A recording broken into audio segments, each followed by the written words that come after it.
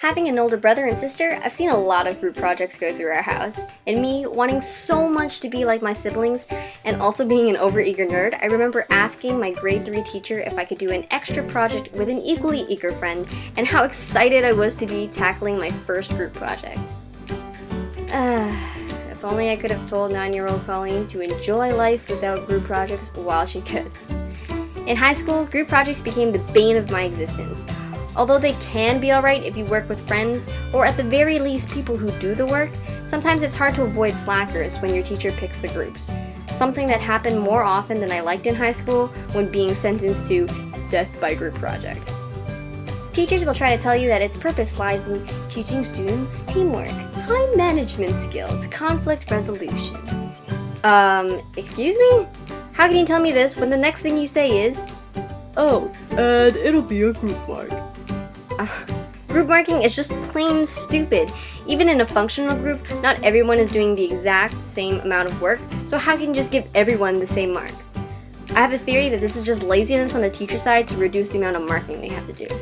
In all honesty, the only things that group projects have taught me are that people can be super frustrating, sometimes the only way to get poop done and done well is to do it yourself, and how to secretly plan someone's murder and then not actually do it because you don't want to go to jail.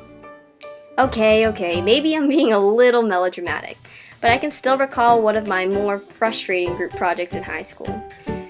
We had a formal debate on Lord of the Flies, and our English teacher put me in a group with my friend Elisa and a guy we didn't know very well.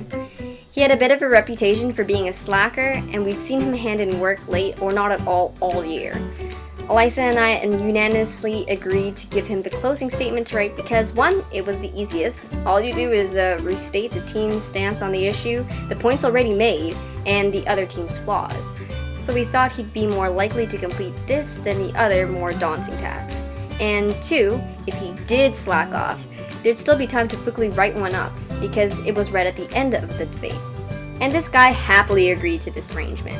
Over the next week, we did our best to try and make sure he did the work through Facebook, text, and email on top of trying to get our arguments written up and finalized. But lo and behold, on the day of the debate, he came to the class empty-handed.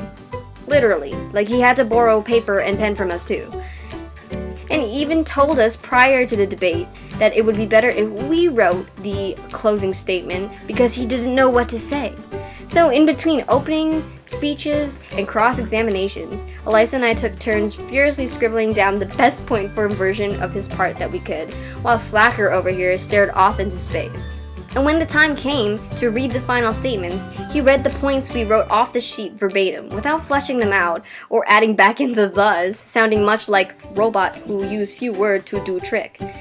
But what was worse, and what I remember the most vividly, is that in closing we wrote BIRT, which stands for Be It Resolved That, something that we used ad nauseum in class preparing for this debate. And instead, he decides to yell out, "BERT." I think at this point we were so embarrassed that we just simultaneously facepalmed ourselves, and our teacher, who was grading us at the back of the class, just looked so tired and unimpressed. I have not related so much to a teacher than I had in that moment. So, I guess while group projects suck, they do make for a good story.